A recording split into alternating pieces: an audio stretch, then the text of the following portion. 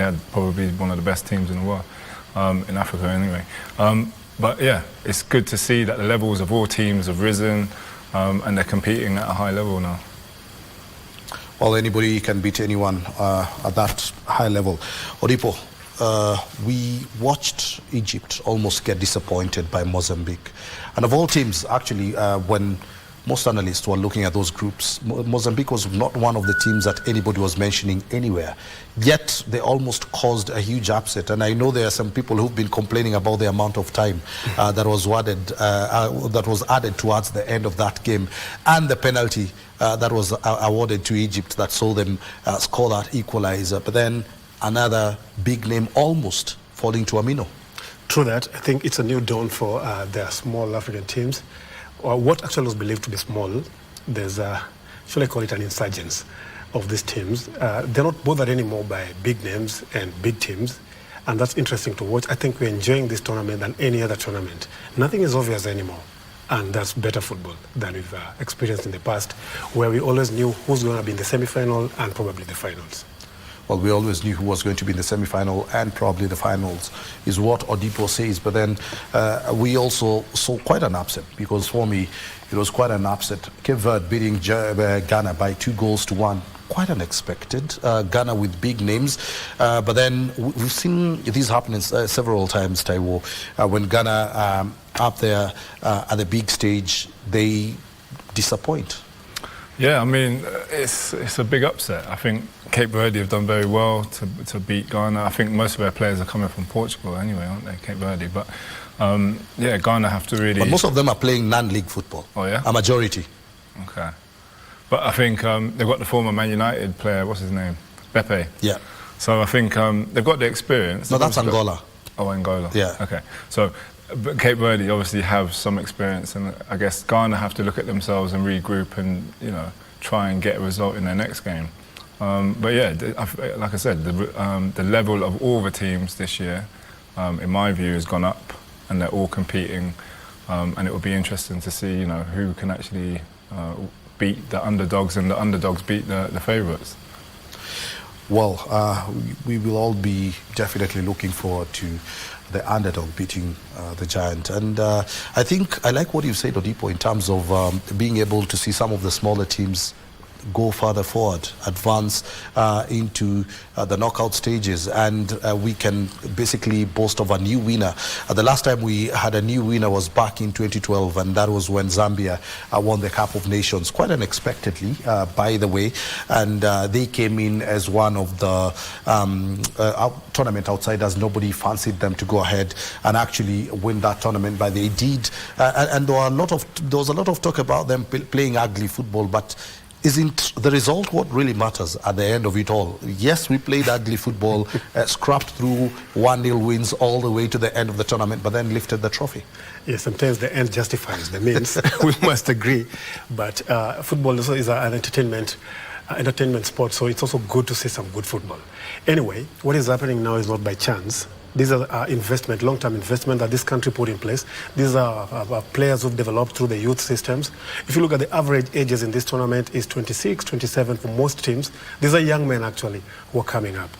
Well, just looking at some of the players here, warming Sofian Amrabat playing for Manchester United in England. And basically just looking at the Moroccan side and the lineup that has already been pulled out by coach Ragragui. Quite a competitive side, quite a team that can beat anybody on their day. This same squad making it to the semi-finals of the World Cup, the last World Cup back in 2022. Do Tanzania have a chance, Taiwo?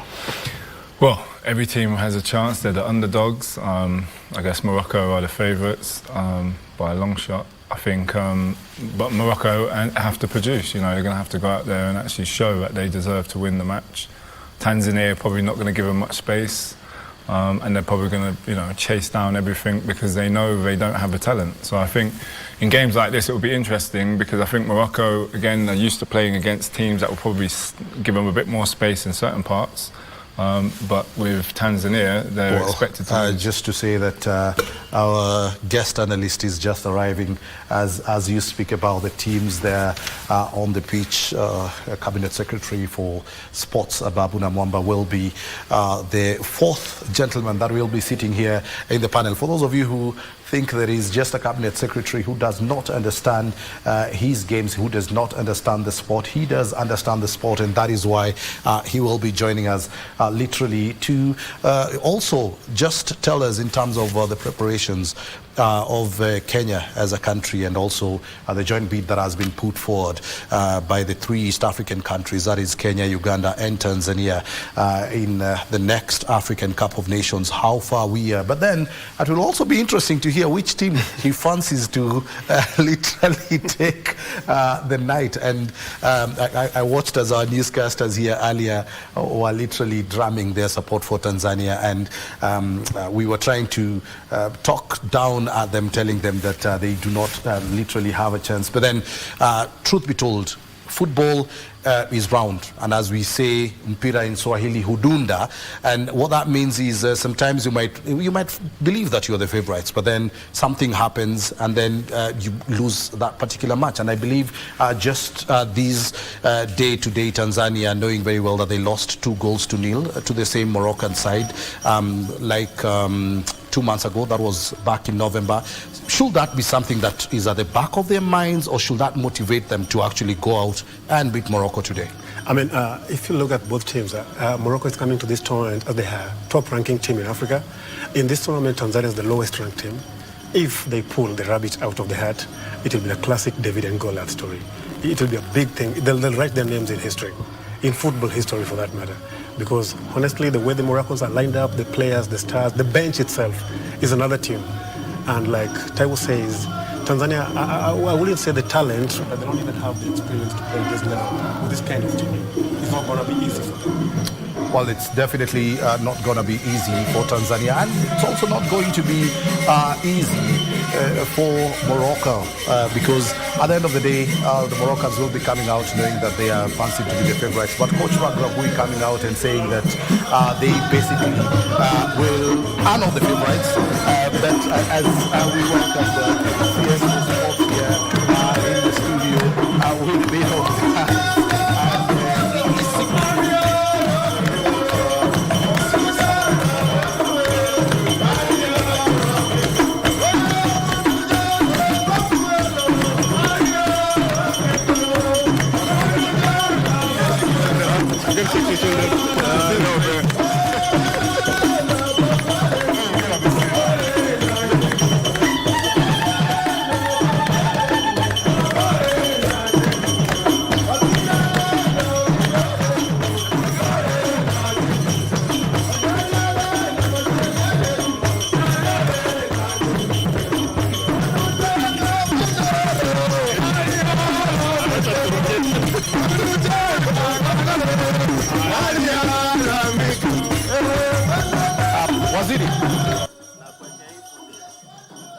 You can do with this to just confirm that you've ever played football, eh?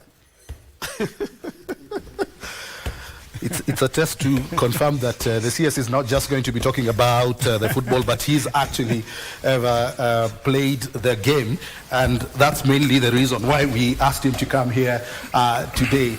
To generally just not talk about the game itself. Karibu sana Waziri. Thank you. Hello, how are you? Good evening, sir. Hello, good to meet you. So we've just been joined by CS Babu Namwamba to literally go through this match between Tanzania and Morocco. And what I see is, while you were walking in, we were looking at the chances for Tanzania. And one of the key questions we were asking ourselves is, what are the chances of the underdogs? So far, we've seen a few of the underdogs doing pretty well. Can Tanzania be able to do it as our neighbor? You know, anything is possible in football. And if the recent history of football has taught us anything, is that there is really no underdog anymore in football. Morocco themselves are a good manifestation of that. Exactly. No one gave them a chance at the World Cup in Qatar. They went all the way to the semi-finals. And so nothing stops Tanzania doing well. And already we've seen teams like Vard, Namibia, doing pretty well. And so this is an amazing tournament where pretty much everybody can beat everybody. Well, so I'm not discounting. Tanzania have as good a chance as any. Yeah. Well, Tanzania has as good a chance as any. But then if we are to look at the names, because one of the big things that most people will look at are the fancied teams, are the big names in the team. We have the likes of Ashraf Hakimi starting for Morocco today, Sofiane Amrabat, some of the big names out there. Do you really believe Tanzania can be able to do it very quickly before we hand over? I certainly, first of all, I expect an incredible game of football. I'm looking forward to a really good game of football. And I'm a big fan of African football. I was cheering Morocco in Qatar to the top of my voice. I wanted them to go ahead and win the World Cup. And I'm looking forward to really see an incredible game from Morocco. They're a great team. But I'm also East African.